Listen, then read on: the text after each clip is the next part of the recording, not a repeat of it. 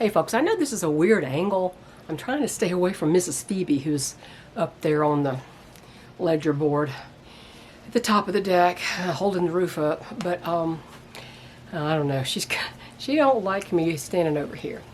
Oh, she's got babies up there. Well, anyway, I wanted to talk to you about money today. I know, boring, boring, boring. Yeah, it is boring until you don't have any, and then it becomes the only thing you can think about. Isn't that true? It's boring and something you don't want to talk about until you don't have any, and then you obsess over it. Well, years ago, when I started this channel, I started talking about money. And most of those videos are not here anymore because, they were not as good quality, in the end, but they weren't there anymore. And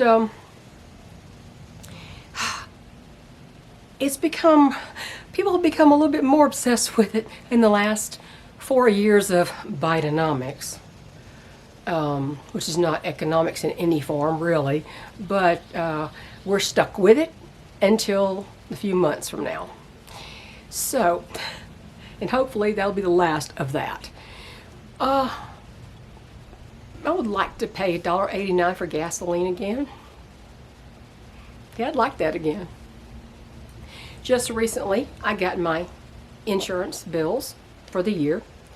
In June, we pay our homeowner's insurance and we pay car insurance on both cars for the annual bill for both together, okay? We've always done it that way. Even when we had full coverage, we always did it that way. This is liability only now. To me, it's outrageous for liability only now, but oh my God, I've got our bills from this. It's the same company. We got our bills for car insurance for both cars and for their homeowner's insurance. And, when we paid off our mortgage a year and a half, couple years ago, before the last bill was due, we found out our homeowner's insurance had dropped by $200 when we took the extra creditor off, and there was nobody to pay if something happened to the house except for us. They dropped our insurance by $200. This year, not completely unexpected, it went up by $300 from where it dropped down to the last time. So in effect, it's like a $100 increase from where it used to be, which is really not that terrible. It might be that terrible if you are living paycheck to paycheck and are really strapped for cash. But in general, it's not a terrible increase for everything that's going on in the world today. And we've had a major claim, remember, for this company. We had a major claim in 2013 when we had a house fire, when the wiring in the range hood shorted out or something. I don't know who did the wiring, who knows. It's a homeowner built house basically. Well, it was not a homeowner built, but it was a local guy build, and the local guy doesn't do very good work. But anyway, so they paid out, but so they've always been, I didn't like working with them when that happened. I didn't like the way they did business with that, but they paid off what had to be paid off and that kind of stuff. And so we never removed them. We never changed companies. We've been with the same company for 22 years. So, okay, homeowner's insurance went up by $300 over the last bill, which actually had been $200 less than the main bill. So that's not so terrible. Both cars are old enough. I have a 2013 and a 2008 vehicle. And because the values of the cars are lower, we dropped the insurance. I mean, we dropped everything except the liability. So it's liability only. And the annual, can you go away, Mr. B? The annual bill for both cars together was about $500. $530 or something like that. It's about $500. And this year, the bill has gone up by $300. So that's an increase between the two of them of $600 over last year. That's just homeowners and the other car insurance. And there's been a lot of money leaving my coffers in the last couple months. The first one was the heat pump, the infamous heat pump, which had gone up in price from the first time we got the estimate by a couple $1,000s. Again, not a huge surprise with the crap this country's going through right now. But, so, I'm going to put all this together. This is why we have peace of mind when things happen. Now, if I had to buy a new car, I don't have the cash for a new car. Not at today's prices, I don't. I would most likely have to finance at least part of the new car. But for now, we're going to keep what we've got, okay? And so that was $6,800. Then the roof needed cleaning terribly. It had needed trees. We have trees very close to the house. They were dropping limbs. Also, there were black streaks on the roof, and there was moss around the perimeter. Two sides of the roof, well, three sides really, had a lot of moss on it, and I'm talking like that thick moss hanging over the edges of the roof, the porch roof. So the cleaning for that, because all the extra square footage that is included in the overhangs for the porch over just the main body of the house, that came up to $1,125. And of course, now in June, next month, we're going to have to pay for the homeowners and the car insurance, both together. That'll be about $1,837. And also in the middle of June, we have to go pick up our cow, which has just been slaughtered, just been butchered, and it's going to dry hang for a couple of weeks, and we go pick it up. And we have to pay cash. They will not take a check. We pay cash. So you have to get cash for that. The remainder of that's probably going to be around $1,800 or something, $1,700 or $1,800. When you add up all those things, those expenses that we had to pay in the last 2 months, two and a half months, that amounts, and this is not all the things we have coming up. I have a dryer that's on its last legs. I have a stove that's starting to act a little bit persnickety. I have a water heater that's on, like, I don't know, year 16 of its 12-year warranty. Who knows when that's going to go out. A sediment filter on there, it might extend the life of it, and that's probably why it's still alive and working. But so this, and the fencing, replacing a lot of the fencing. See, that is also something that's going to be coming up, and we haven't, And in addition to, I need the bathroom renovated. I need a new tub because the tub it's old and it's chipped and it's in need of replacement. And so is the vanity. So just among those few things that we had, that we just paid for and we're about to pay for, all that amounts to $11,562. This is why we were hanging on to our money for a while, and we don't have a lot. We don't go out to eat. We don't go to restaurants. The food is way too expensive, and it's not nearly as good as we can cook. It's not as healthy. God only knows what the heck is in it anymore. So we don't do a lot of the stuff that other people do. We don't go. My husband lets his hair grow out really long and bushy before he gets it cut, so we hardly ever go for haircuts and that kind of stuff. So we don't do that kind of stuff much. I don't buy design. My designer is Walmart, basically. So I don't have a lot of clothing. I hate shoes. I bought shoes, mostly hiking boots, because I love my hiking boots. I love my rat stompers. But because of the way we've lived for the last at least 2 decades, since we've lived here for sure, and when we lived here for 20 years, well, not 20 years, for almost 20 years after we moved here, we were living on only the Air Force pension, and it's a non-commissioned officer pension. It's not a big pension. And that was it. We had no other income. So we were able to, since we've moved here, train and take a whip to our wants. And yes, we have needs, and then we don't suffer. I mean, if my husband he wants to buy a CB radio, or like he just did, he got a CB radio, and he actually was a deal, and he has to buy a power supply and that kind of stuff. We have 6 new solar panels we need to install, and we don't live poor. We don't live like, we're miserable. And we still have everything paid for. all those expenses, that was paid out of cash. That wasn't put on a correct. Oh, the first part of the heat pump you put on the credit card and pay at the end of the month because you get 1.5% cash back. It made perfect sense to put that huge amount on a credit card at the beginning so we get the 1.5% cash back. But we don't run a balance. We always pay it off. Now, just know that when you do that, your credit will take a hit. Your credit is not just based on how good you pay your bills. It's also based on how much debt you're carrying.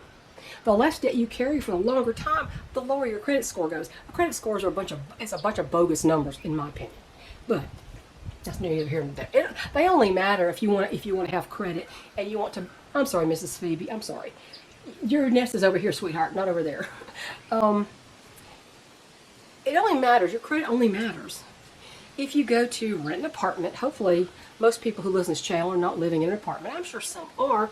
But the rent has gone through the roof. That's why my son bought a house. Even in this crazy market, he bought a house because he got sick of having a one-bedroom apartment, being jacked up by $400 a month. It was insane. It didn't make any sense. But what I've been trying to say for so long is that now, my subscribers probably are pretty good with their money. I think you need to learn to manage the money that you have.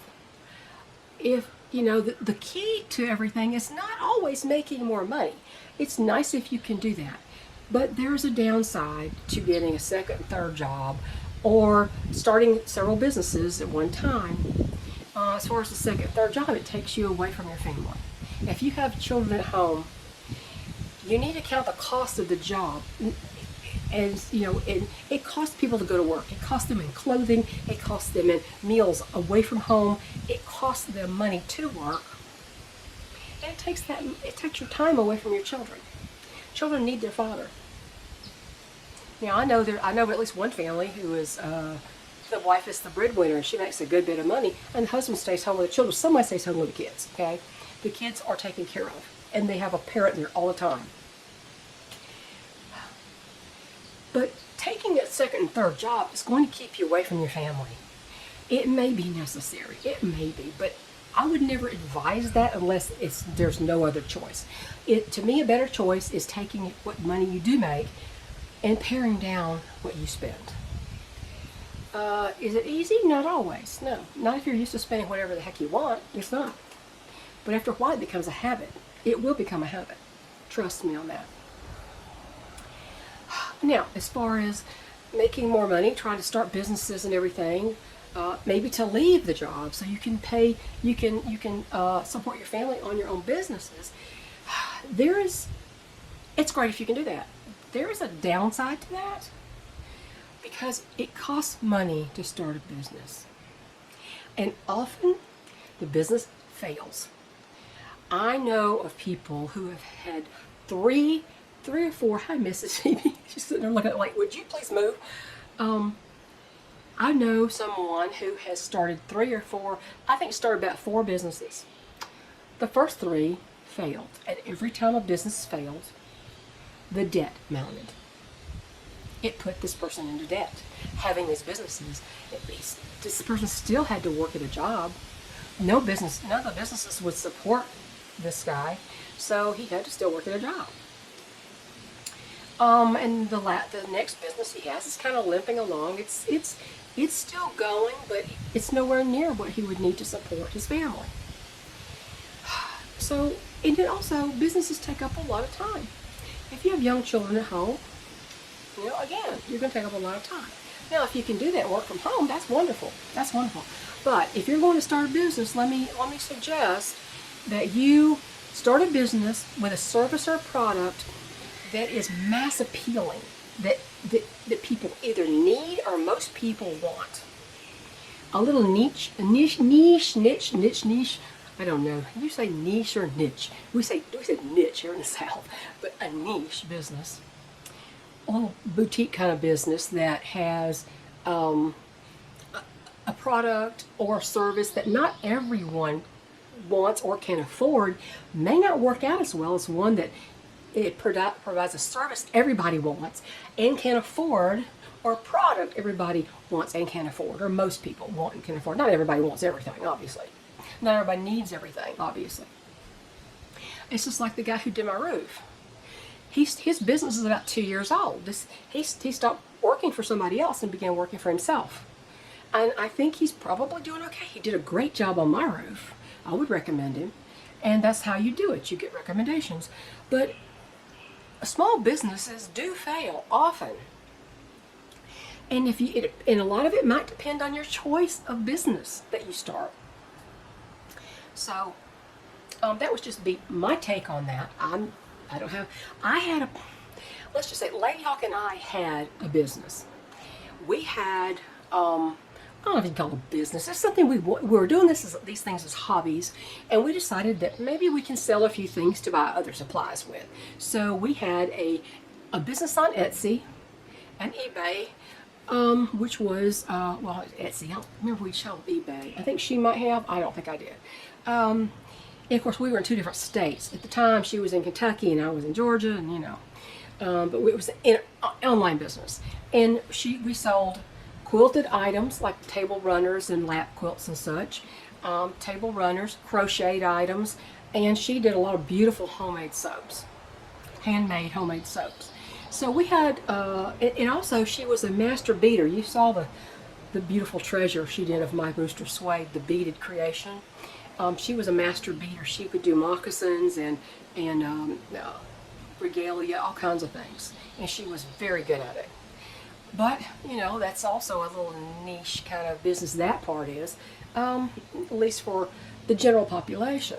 So it went for a while, and then the website cost too much or something, and we just decided to fold it up. That's why my quilts, I put Blue Roo quilts on I have labels that say Blue Roo quilts instead of creations. It's just the quilts. And so we did that. Well, if we had the money, if we were actually in the same state, it would have worked out a little bit better, I think. But people weren't buying things. And the thing is, a quilt is a beautiful thing. But unfortunately, even in this economy, I had the thought that when I first started quilting in the 80s, I thought, I would like to do when I'm retired. I want to make quilts and sell quilts. Well, that's a problem. Because the general population would rather pay $50 for a Walmart bed covering that doesn't last more than a year or two, and it will fall apart because the material is substandard, the fabrics are substandard, the stitching is cheap, everything's cheap on them. They would rather spend that on something that's going to last 2 years than spend 10 times that on a handmade, specially designed quilt that could last not 2 years, but 2 decades or more. But see, all they think of is that total, $50, $500 or more. Most people either cannot afford or will not buy a quilt for $500 to $1,000. I sold a few quilts at about the $500 mark, and that's fine. It was just somebody I knew on Facebook when I belonged to it. But to support me, that's not going to work. It wouldn't work. It just wouldn't work.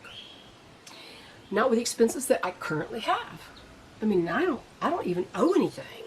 I have no payments. I have no mortgage. And that's another reason that keeping your money under control is great, because, you can pay off the mortgage, and then when bad times come, like the last 4 years, you've got whatever the amount of that mortgage was, the mortgage payment was, and it's in your pocket, not in somebody else's. So, that's another reason that you should really think about managing the money that you have better. Can you have everything and still manage it? Well, not unless you have unlimited funds. You can't. You have to make some very hard choices. Is it worth it? Is it worth the peace of mind that when I have over $11,000 in bills, I can pay them? Yes, it is. I do believe it is. Absolutely, it is. So, it's not just as simple as some people would say. It's like, well, you just got to make more money. Well, it's nice if you can do that, but you have to count the cost of the job, the extra job, or the cost of the business and the fact that it could fail if you don't choose the right business to get into. So, and I have always said, and you will always hear me say, and my friend Rachel definitely concurs because we have very similar views on this. Someone who mismanages the money they have, and I'm talking decent salary. I'm talking a pretty decent salary. Someone who mismanages the money that they have, when they get more of it, they will mismanage more of it unless they can get this under control before they start making more. Unless they can get it under control enough that when they make more, they don't spend it. But see, the way people are generally, it's like, oh wow, look, I got $400 more this month. What can we buy? No, how about don't buy anything that's not necessary? Leave it there. Trust me, leave it there. So that is my take on the money situation. I've seen people, my family, mismanage money. I've seen friends mismanage money. I've seen people, money runs out through their hands like water, and they never have enough. So you can make it so you have enough. Yeah, it's harder now. I hope that come next year, we will have it a lot easier than we do now. I hope. If we don't, it's worth it. It is worth it. So, that's what I want to say today. God bless. Have a great week. Bye.